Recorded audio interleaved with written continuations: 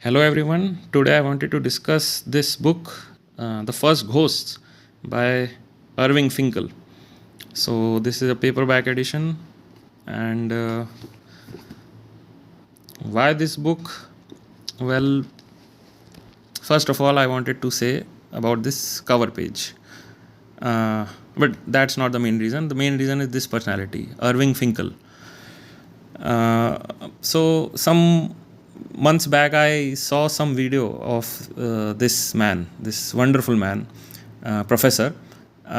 He is basically a history professor, I think, and he has done tremendous work. I think he has devoted some 40-50 years of his life to towards decoding the Mesopotamian clay tablets, the cuneiform script, as it is called. Those marks that you see on the clay tablets, something like, I think, just a second. Yeah, this type of script. So these clay tablets from Mesopotamia, which is today's Iran Iraq area, these are some 4,000 years old. Starting from 4,000 years old, they get these clay tablets, these beautiful clay tablets. So this man has devoted some 40-50 years of his research towards decoding it, towards understanding the life of those people, of Mesopotamian people. And so this particular book is about the ghosts, the first ghost. Why the first ghost?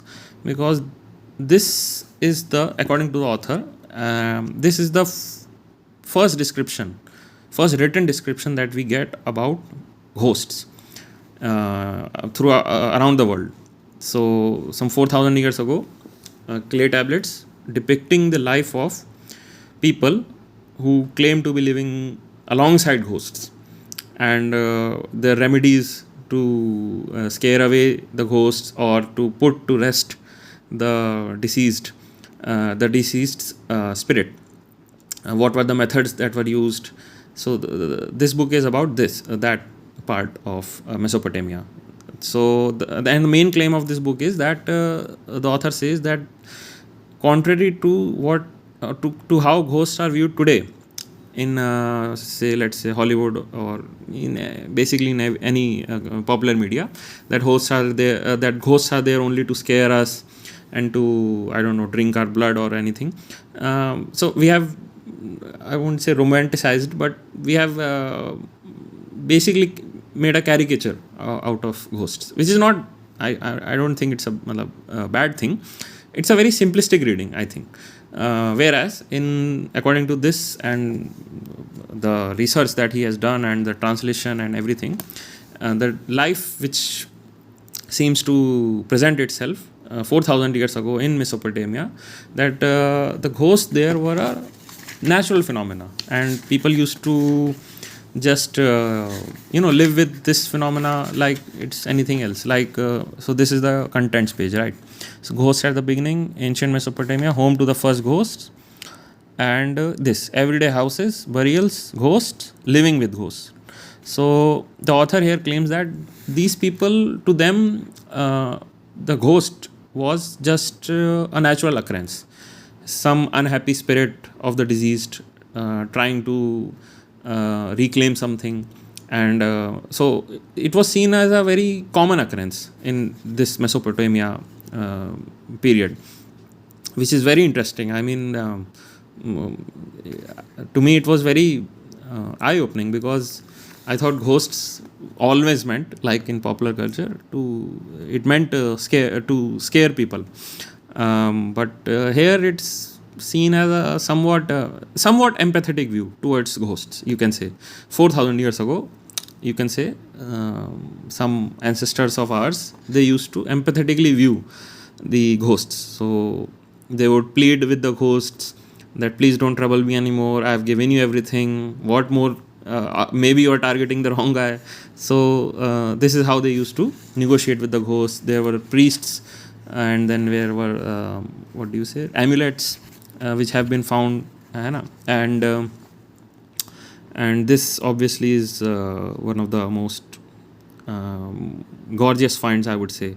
This is some 18th century BC, so some 3,800, 3,700 years ago. This goddess Inanna, her story has also been discussed. And in Indian counterpart, this story, this Inanna's descent, there is a story in Hindu Puranic story about the Savitri.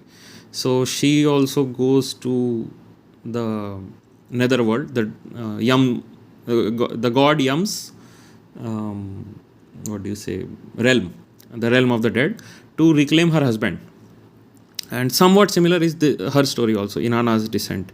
But this was some 4,000 years ago, and from my understanding, the Puranic story was maybe 2,000 years ago, or maybe 1,000 years old. So, is there a connection there? I don't know. This book doesn't cover that, but I'm discussing this only because this statue intrigues me. The facial structure, the headgear. To me, it was very similar to the finds at Harappa civilization, or Indus Valley civilization as it is called, and it was contemporary to this Mesopotamian civilization at that time, 4,000 years ago. In India there was Indus Valley civilization, and in Mesopotamia there was this I forgot which was it, Akkadians. Yeah, Sumerians, Akkadians, these people. So, and there is ample proof that there was trading going on between these two areas also. So maybe the ideas and stories also traveled from here and there. And one fascinating fact about this was that Irving Finkel, in one of his videos, also discusses the evolution of chess or board games. And the modern day chess version, you can say it is the old version has been found in Mesopotamia. And you can find a video on YouTube with this remarkable man, and I think Tom Scott, he makes videos, I think, on computer. He's also a well-known YouTuber, and they are playing this game of you can say ancient Ludo or chess, and it's very fascinating. And this personality, watching his videos, I was really fascinated by this man, Irving Finkel. He's very comical in his delivery, and his lectures are very funny, informative and funny. It's a rare combination. And he's a curator at the British Museum of this section, Mesopotamian section. I think it's his specialty. I think Mesopotamian cuneiform script, their culture and everything. So yeah, so I liked this personality so much that I thought maybe he would have written some books. So I just went on Amazon and I just searched Irving Finkel, and the first book that popped out was this. And I think this is his latest book, The First Ghosts. Let me see. Yeah, 2021. Yeah. And another book he had written was this one. Yeah, The Ark Before Noah. Regarding this, there is a lecture on YouTube. So he has discussed it thoroughly. You can buy the book also. I have not read the book, but I've seen his lectures and they are very fascinating. So my point is that if you want to, study about this ancient history and how ghosts were seen there, the first ghosts, this is the first record, the most ancient record of ghosts that we have, that in history, at least written record. I am very positive that ghosts were a natural occurrence, as he says, in even 10,000 years ago or 20,000 years ago. So yeah, but this is the most ancient record that we have of as of now, which has been decoded also. So even if you don't want to buy the book, I would say just Google this, not Google, this on YouTube. Please watch his interviews and lectures. I mean, he's such a fascinating person, and the passion with which he shares his knowledge, I think that is commendable. That needs to be, appreciated. So that's the only reason I'm making this video. I don't know what impact it will do, but I think this person deserves recognition because of his research, meticulous research, and the ability to share those research with the common folk like me. So I think this is necessary, especially in, I think I may be completely wrong here, maybe too critical, but I find very few, intellectuals, academicians, professors of every field, history, science, and those who can communicate their ideas well towards the masses. And this is one such person. So I think they need to be appreciated for their work. And yeah, this is a very interesting book. Yeah, the only thing that you can say, this shows my lack of knowledge, not his, but every chapter starts with some reference to Shakespeare's play, so Hamlet or Henry the Sixth or whatever. So since I have not read these plays, I don't quite understand what their significance is or what the message was.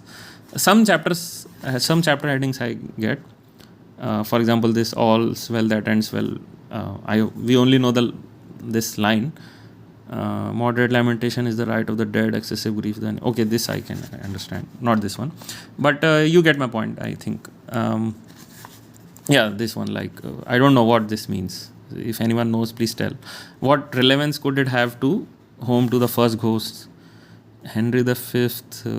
I don't know what ghost has to do with it. I know some not most. I'm not sure about this. That some of the Shakespeare's plays have huge reference to ghosts. That the main character is seeing the ghost of his father or something. So I get why he's using Shakespeare, but the exact meaning of the line, I don't think.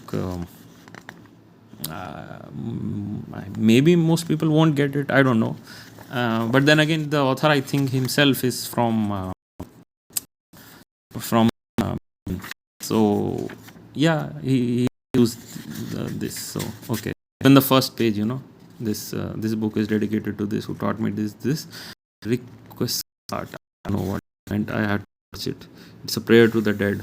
So yeah, things we learn from different books. Yeah, Dr. Irving Finkel is the senior assistant keeper of ancient Mesopotamian scripts at British Museum, curator. Yeah, work this. Yeah. So yeah, please read this book if you want, and yeah, at least search this person on YouTube, and I guarantee you will be entertained and you will learn something new about our shared humanity and history. Okay, thank you. Happy reading.